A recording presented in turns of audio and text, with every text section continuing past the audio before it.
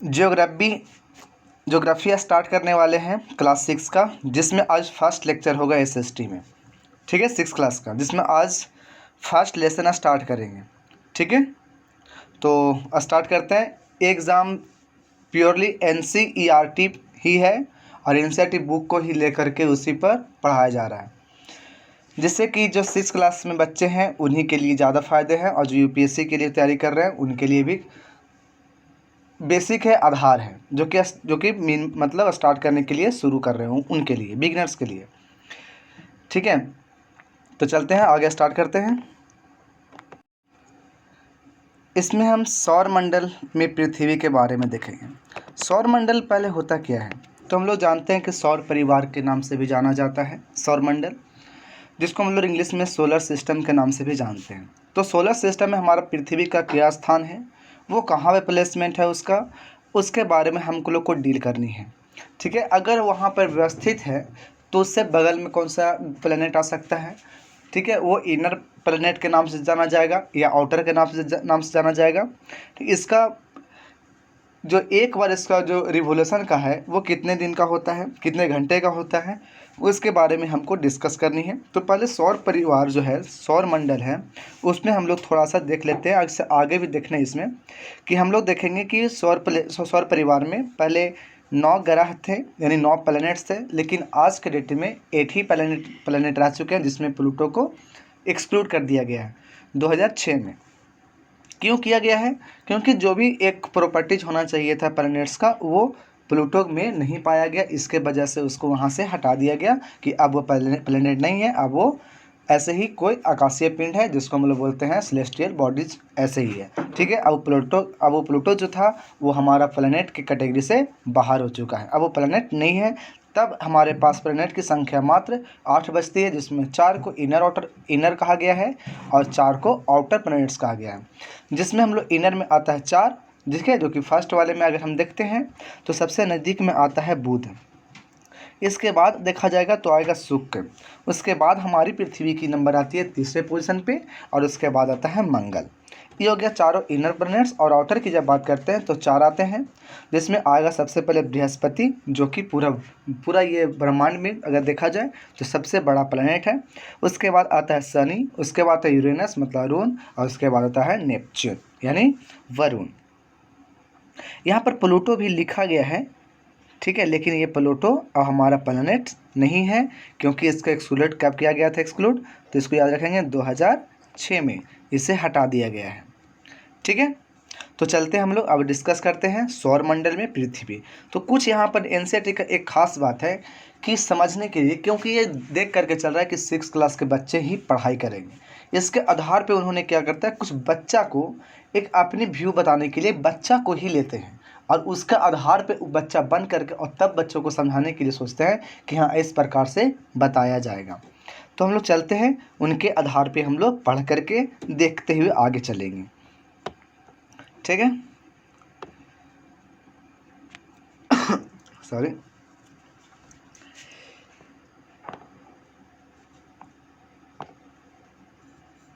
यहाँ पर पढ़ते हैं।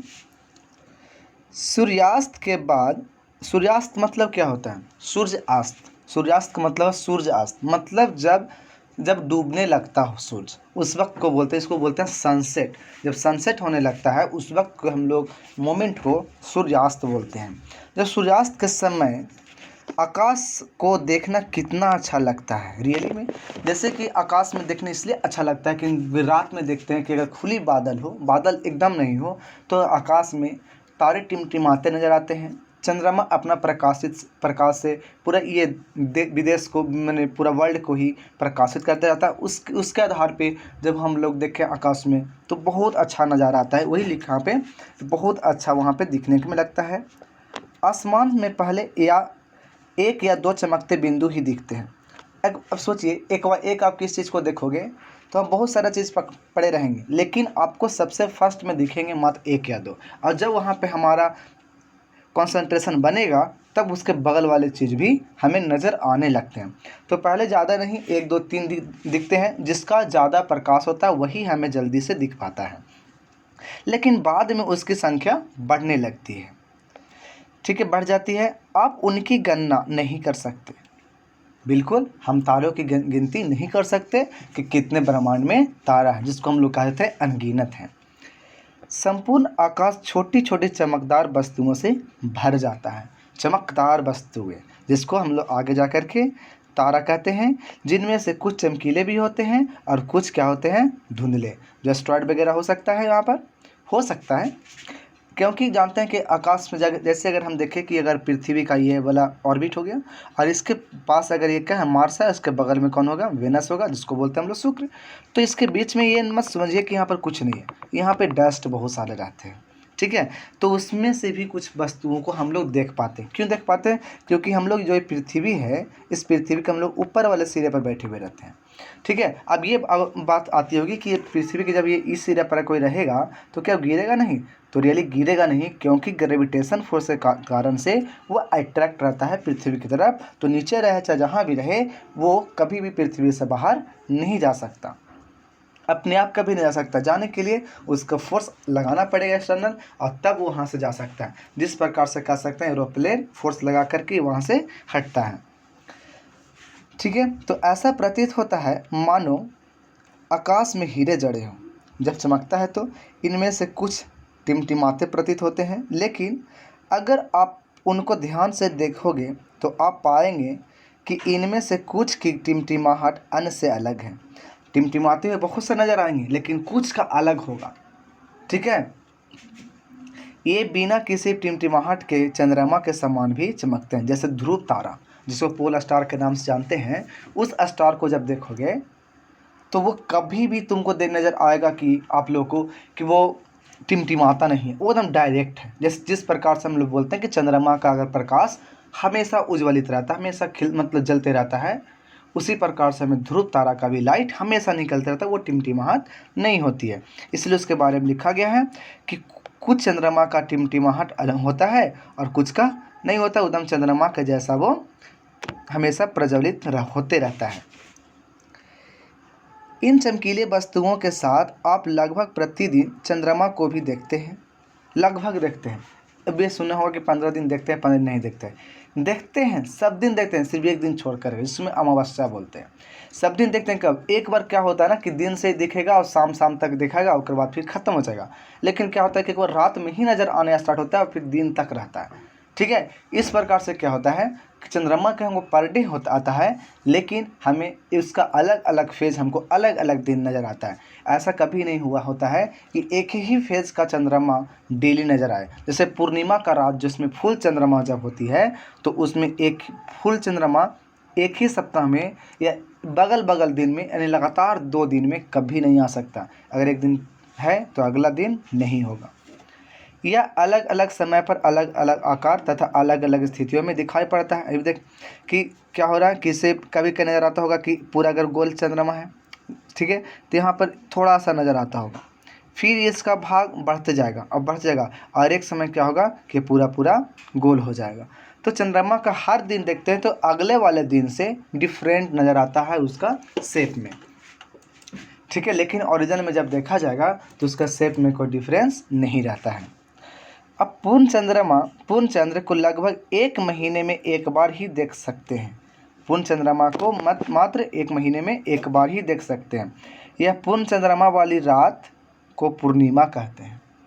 15 दिन के बाद आप इसे नहीं देख सकते। जिस दिन पूर्णिमा हो गया उसके अगले 15 दिन के बाद हम उसको नहीं देख सकते, क्योंकि उस दिन क्या होता है, अमावस्या। अमावस्या के दिन चंद्रमा रात में नहीं निकलती है, यानी निकलती है लेकिन हम लोग को नहीं दिखाई देती है। ठीक है, तो इसलिए हम कहते हैं कि वो दिन अमावस्या है, काली रात है। ऐसी रात में अगर आसमान साफ है तो आप आसमान का अवलोकन अच्छी तरह से कर सकते हैं। ठीक है, जैसे आप आप पढ़ रहे हो, वहाँ पे एक लाइट जली हुई है, मान ली बल्ब, और उसके सामने अगर हम लोग स्ट्रीट लाइट ला के लगा दें तो बल्ब की रोशनी क्या आपको नज़र आएगा कि बल्ब ही जल रहा है? ऐसा तो नहीं होगा। क्यों नहीं होगा? क्योंकि जो ज़्यादा लाइट कर रहा था उसका प्रकाश ज़्यादा आ गया, तो हमारा जो नज़र है जो वो उसी पर चला गया, जो ज़्यादा लाइट था। तो चंद्रमा जब वहाँ पर था आकाश में जब, और उसके साथ तारे भी थे, लेकिन चंद्रमा का प्रकाश ज़्यादा होने के कारण वो हमें वही दिखता था और उसके बगल वाले नहीं दिख पाते थे। वही बात यहाँ, ठीक है, तो वही बात यहाँ पर है कि जब चंद्रमा है ही नहीं तो उसका तो लाइट आएगा नहीं। तो अब जितना भी जो भी लाइट आएगा सब के सब स्टार से आएंगे, तारे से आएंगे, तो और अच्छे तरीक़ा से हमें तारे नज़र आएंगे। इसलिए कहा गया यहाँ पे कि जब ऐसी रात, कैसी रात, अमावस्या की रात, जब आसमान साफ़ हो तो आसमान का अवलोकन अच्छी तरह से कर सकते हैं। क्या आपको इस बात पर आश्चर्य नहीं होता कि हम दिन के समय चंद्रमा एवं इन सभी छोटे चमकीले वस्तुओं को क्यों नहीं देख पाते? ऐसा इसलिए है क्योंकि सूर्य के अत्यधिक तेज प्रकाश के कारण रात के समय चमकने वाली वस्तुओं को हम दिन में नहीं देख पाते, क्योंकि ज़्यादा प्रकाश किसका होता है? सूर्य का। तो उसी का प्रकाश से वही ज़्यादा प्रज्वलित होगी। और ये चंद्रमा हो गया, चाहे और भी खगोलीय पिंड जो भी प्रकाश उत्सर्जन करते हैं, लेकिन वो कम करते हैं, वो हमें दिन के समय दिखाई नहीं देंगे। सूर्य, चंद्रमा तथा वे सभी वस्तुएं जो रात के समय आसमान में चमकती है, उसे ही हम लोग क्या कहते हैं? खगोलीय पिंड कहते हैं। कुछ खगोलीय पिंड बड़े आकार वाले तथा गर्म होते हैं। जो बड़ा होता है और गर्म होता है, उसमें कैसे बने होते हैं? वो सब गैस से बने होते हैं। उनके पास अपनी ऊष्मा भी होती है, प्रकाश भी होती है, जिससे बहुत बड़ी मात्रा में उत्सर्जित करती है, प्रकाश भी और ऊष्मा भी। और इन खगोलीय पिंडों की हम लोग क्या कहते हैं? तारा। जैसे खगोलीय पिंड में हमारा सैटेलाइट भी होगा, लेकिन सैटेलाइट के पास अपना कोई लाइट नहीं होता, ठीक है, इसीलिए हम उसे तारा नहीं कहते।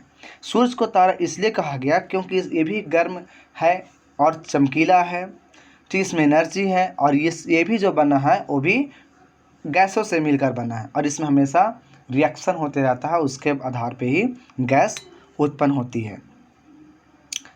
ठीक है, चलते हैं अब आगे।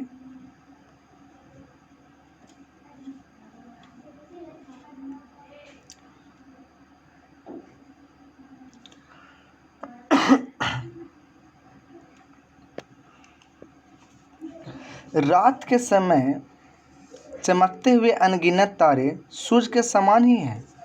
जानते हैं कि सूर्य से बड़ा है तारा, लेकिन हमें नज़र इसलिए नहीं आता है क्योंकि हमसे वो बहुत दूरी पर है, इसलिए वो हमें नज़र नहीं आता है। लेकिन हमसे बहुत अधिक दूर होने के कारण हम लोग उनकी ऊष्मा या प्रकाश को महसूस नहीं कर पाते। किसके बारे में कहा जा रहा है? तारा के बारे में कहा जा रहा है, स्टार्स के बारे में, कि सूर्य से बहुत दूर है, हम लोग से बहुत दूर है, जिसके कारण से उसका ऊष्मा या उसका प्रकाश हमारे तक पहुंचने में बहुत टाइम लग जाता है और बहुत कम आ पाता है दूरी होने की वजह से। इसीलिए वे अत्यंत छोटे दिखाई पड़ते हैं। आपने अवश्य ध्यान दिया होगा कि कुछ दूरी से देखने पर सभी वस्तुएं छोटी दिखाई पड़ती है।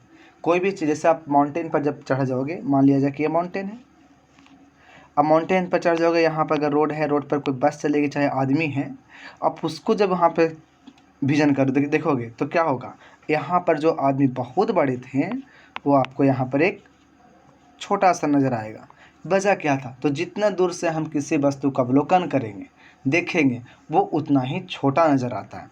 तो वही बात है यहाँ पे, यहाँ से सूर्य की अपेक्षा जब देखते हैं तारा को तो बहुत दूरी पर है, जिसके वजह से यहाँ पर तारा हमेशा, स्टार जो है हमेशा बहुत छोटा दिखता है, सूर्य के कंपेयर में भी।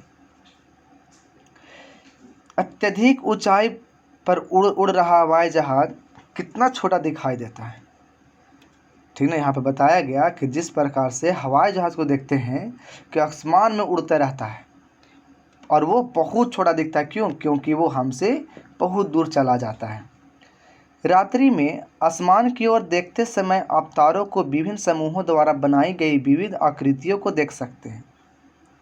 बहुत सारे, जैसे हम सप्तऋषि मंडल की देखेंगे कि वहाँ पे 7 गो तारा रहेगा, और वही एक, जिसको हम लोग मतलब जो बोलचाल की भाषा होती है उसको हम लोग उड़न खटोला का नाम से भी जानते हैं, ठीक है। जो भी आकृतियाँ में होती है उसे हम लोग नक्षत्र मंडल के नाम से जानते हैं।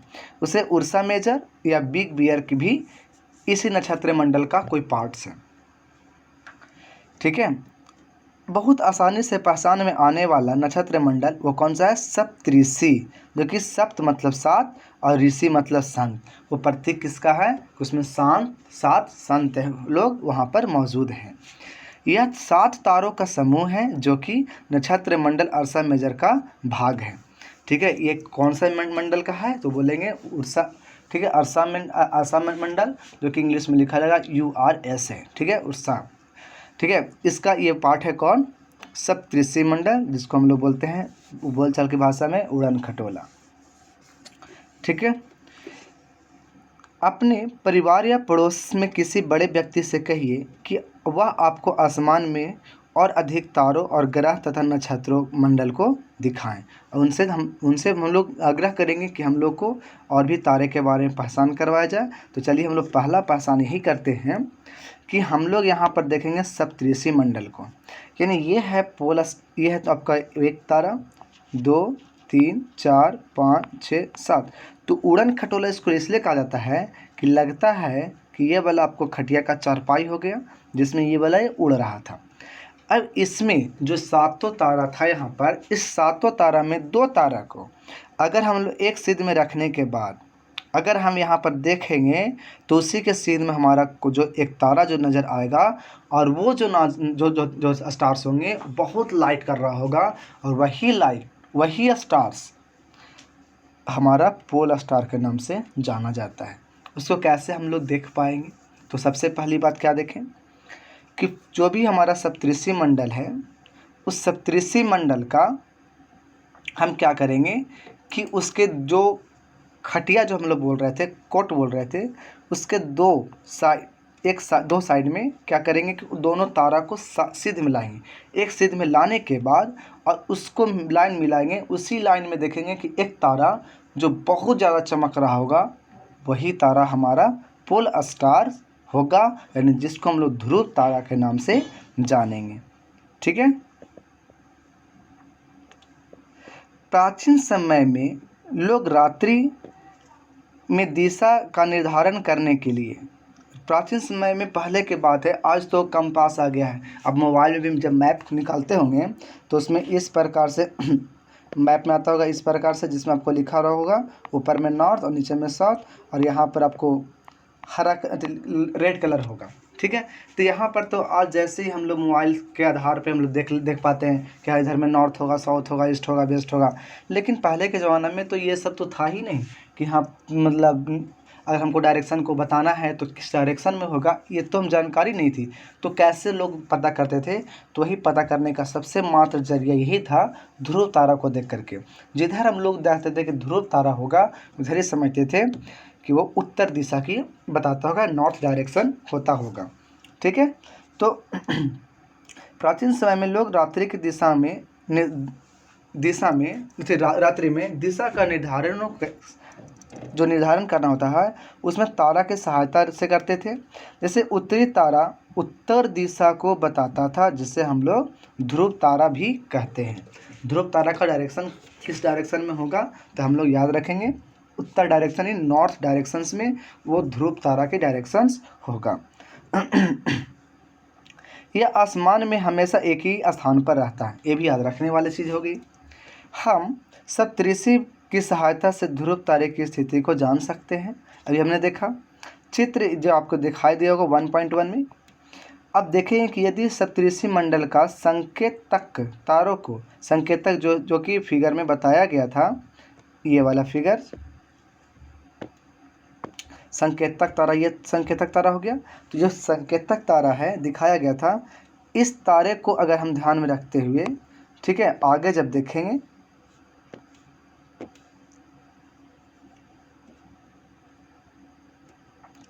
सप्तऋषि मंडल के संकेतक तारों को आपस से मिलाते हुए एक काल्पनिक रेखा खींची जाए एवं उसे आगे की ओर बढ़ाया जाए, तो यह ध्रुव तारे की ओर इंगित करेगा। वो डायरेक्शन क्या बताएगा कि वही डायरेक्शन ध्रुव तारा तरफ लेके जाएगा, और वही ध्रुव तारा ही हमें नॉर्थ डायरेक्शन की ओर बताएगा।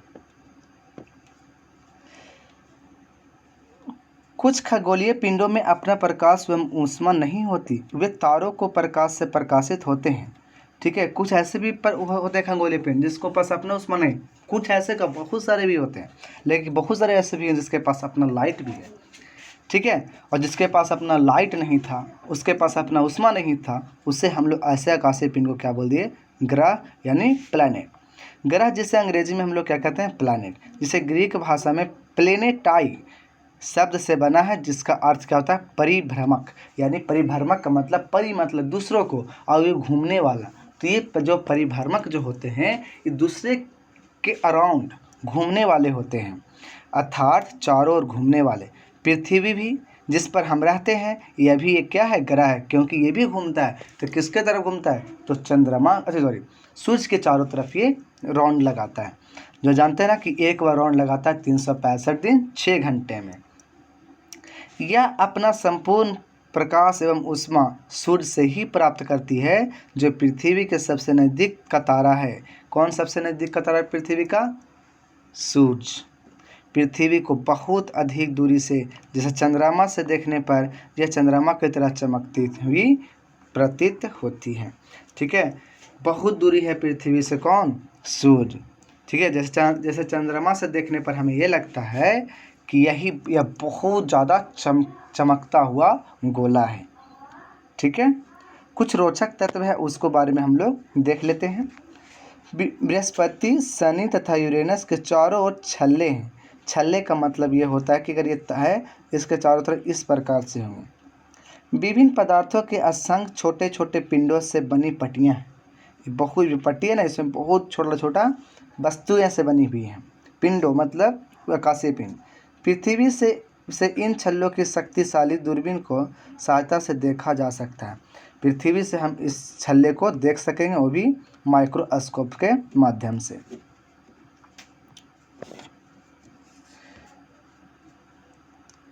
तो इसमें कुछ पॉइंट्स हैं।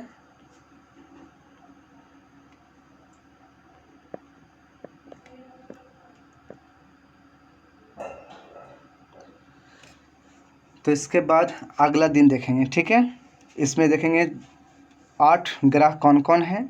ठीक है, और सारे ग्रह का जो रिवोल्यूशन जो टाइम पीरियड होगा उसको भी हम लोग डिस्कस करेंगे।